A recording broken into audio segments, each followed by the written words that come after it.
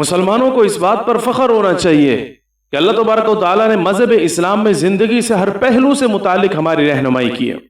चाहे वो हमारी इनफरादी ज़िंदगी हो, इज्तिमाई ज़िंदगी हो, मुआशी ज़िंदगी हो, मुआशरती ज़िंदगी हो, सियासी ज़िंदगी हो, साइंसी ज़िंदगी हो,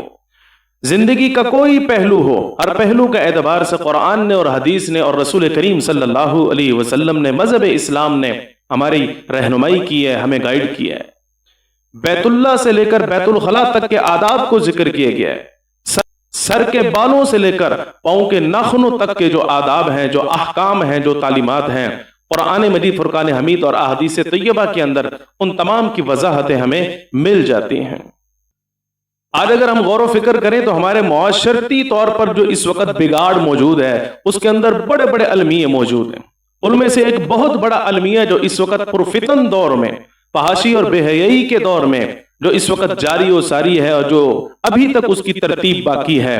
वो ये है कि बच्चा जिस वक्त बालिग हो जाता है वो तब भी माँ के साथ बिस्तर पर सो रहा होता है। बच्ची जिस वक्त बालिग हो जाती है या करीबुल बुलूग होती है वो तब भी वालिद की मोहब्बत के अंदर मुब्तला होकर, जो एक शफकत होती है वालिद की या वालदा की, वालदैन के साथ जिस वक्त बच्चे करीबुल बुलूग हो जाते हैं वो तब भी सो रहे होते हैं। इस्लाम इस चीज की इजाजत नहीं देता। अगर आप 18वें पारे की सूरत नूर की आयत नंबर 58 का खुद से मुतालिया करेंगे तो ये मसला आपके ऊपर रोज़े रोशन की तरह वाज़े हो जाएगा। कुरान मजीद फुरकान हमीद कहता है कि ये जो करीबुल बुलूग बच्चे हैं या तुम्हारी मिल्कियत में मौजूद जो बांदियां या गुलाम हैं, अगर तुमसे मुलाकात करने के लिए आते हैं तो 3 मौक़ों पर तुमसे इजाजत लिए बगैर तुम्हारे घर में दाखिल ना हुआ करें। इजाजत लेना जरूरी है। इसमें देखिए आप करीबुल बुलूग जो बच्चे हैं उनके बारे में भी ये बात जिक्र की जा रही है कि जिस वक्त वो आपसे मुलाकात करने के लिए आए, तुम्हारे कमरे में दाखिल हो रहे हों, तुम्हारे घर में दाखिल हो रहे हों, और ये 3 मकामात हों, 3 मौक़े हों, 3 औक़ात हों, तो इसमें उनके लिए इजाजत का लेना जरूरी है। नंबर 1 फजर की नमाज से पहले। नंबर 2 दोपहर के वक्त जिस वक्त तुम कैलूला कर रहे होते हो, आराम कर रहे होते हो। नंबर 3 इशा की नमाज के बाद। इस पे आप अंदाजा लगाएं ये तीनों औकात वो हैं कि जिसमें आम तौर पर इंसान जो है बाज़ औकात जो है अपने जिस्म से कपड़ों को जुदा करके आराम कर रहा होता है। तो हो सकता है जिस वक्त वो इजाजत के बगैर आएंगे तो उनकी नजर तुम्हारे जिस्म के किसी हिस्से पर पड़ जाए।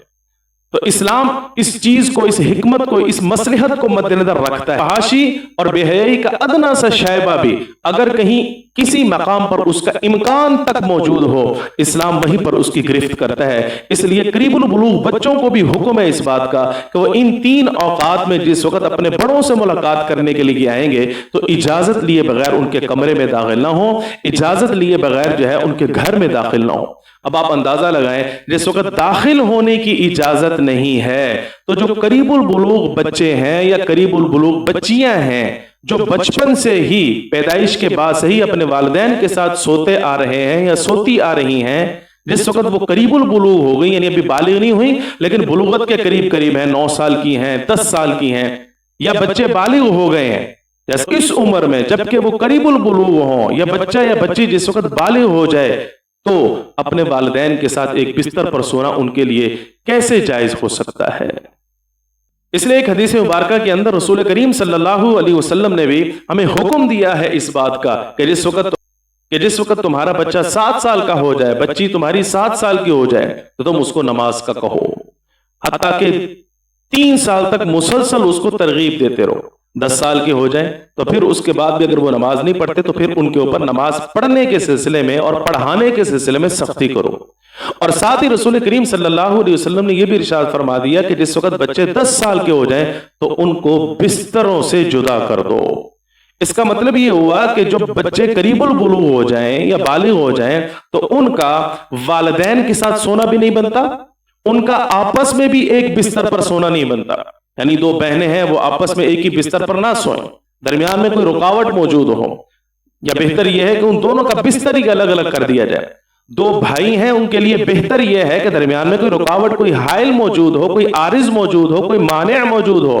اور اگر اس مقام پر بھی الگ الگ بستر ہو جائیں تو اور زیادہ بہتر ہے۔ اور اس سے بھی زیادہ بہتر بات یہ ہے کہ بچیوں کے لیے الگ کمرے کا انتظام کر دیا جائے، اور بچوں کے لیے، مذکر اولاد کے لیے الگ کمرے کا انتظام کر دیا جائے اگر حق تعالی شانہ نے وسائل اور اسباب مہیا فرمائے تو بچوں کے لیے الگ کمرہ ہو، بچیوں کے لیے الگ کمرہ ہو۔ بچے جس وقت بچیوں کے کمروں میں جائیں تو اجازت لے کر جائیں، ہمیں گھر کے اندر اس چیز کی عادت بنوانی چاہیے۔ بچیاں جس وقت اپنے بھائیوں کے کمرے میں آئیں تو پھر دستک دے کر آئیں، اجازت لے کر آئیں۔ خاص طور پر بچیوں کو یہ آداب ہمیں سکھانے چاہیے، بچوں کو ہمیں یہ آداب سکھانے چاہیے۔ یہاں پر اس ساری تفصیل سے یہ بات بھی سمجھ میں آ گئی کہ بچی کو بھی جو ہے جب وہ بالغ ہو جائے تو اپنے والد کے ساتھ نہیں سونا چاہیے، جیسے ایک بستر پر والد کے ساتھ سونے سے اجتناب کرنا چاہیے، اسلام کا یہ بتایا ہوا کنسپٹ ہے، فلسفہ ہے، اسی طریقے سے ایک کمرے کے اندر بھی اس بات کا اہتمام اور انتظام کرنا چاہیے کہ بچی اور والد جو ہے جبکہ کسی بھی طرح کا کوئی عذر موجود نہ ہو